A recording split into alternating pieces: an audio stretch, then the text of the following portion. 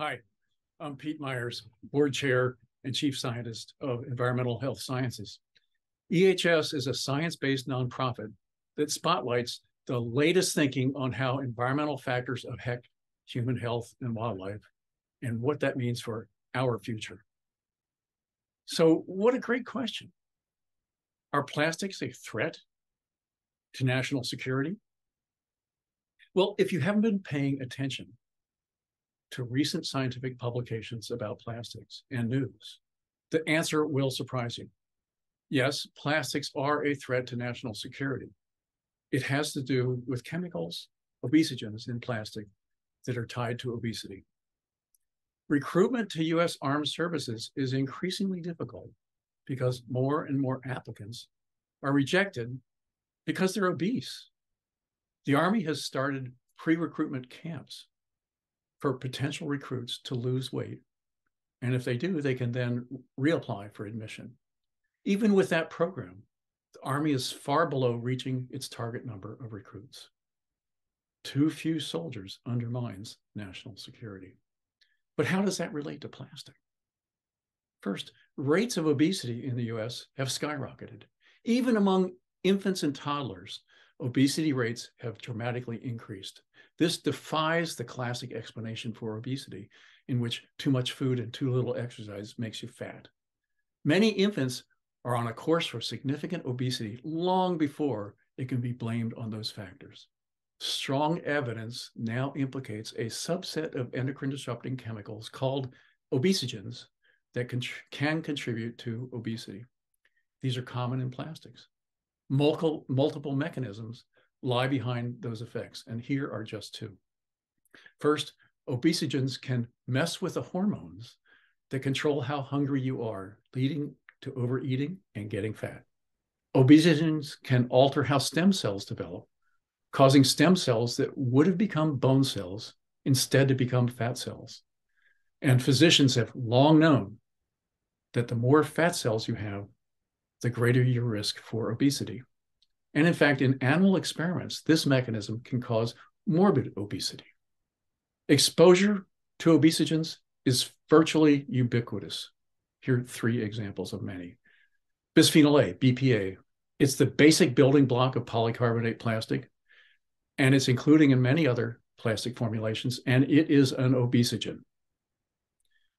Second, multiple organotins, a family of obesogenic chemicals, are additives to polyvinyl chloride plastic, PVC, and other plastics, including the pipes that often carry drinking water into your homes. Another family of additives, the phthalates, also are common in PVC, also are obesogenic. PVC use is widespread in hospitals, for example. Plastic tubes and bags used for intravenous feeding and treatment contain obesogens. Probably the most dangerous use is in the neonatal intensive care unit, the NICU, because animal experiments demonstrate that early life exposure alters the course of infant development toward an obese growth trajectory. So, what do these facts mean for the Army's program to help potential recruits to lose weight?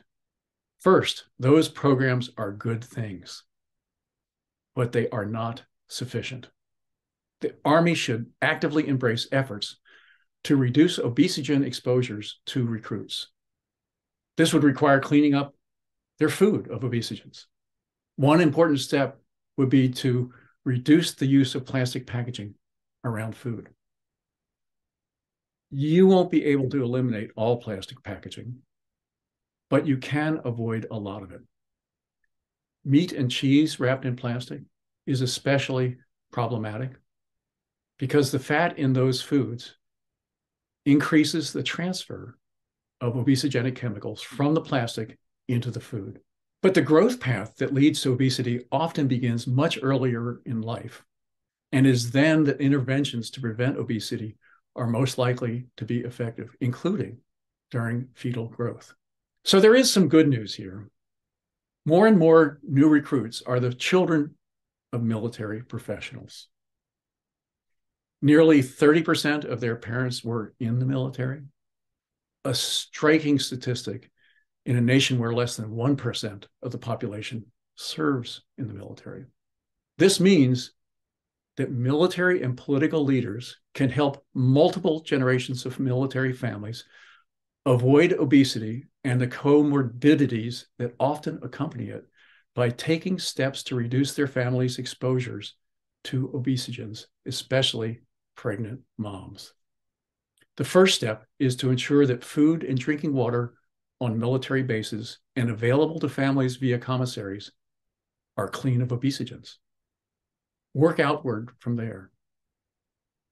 Less obesity means more applicants can make it into the military.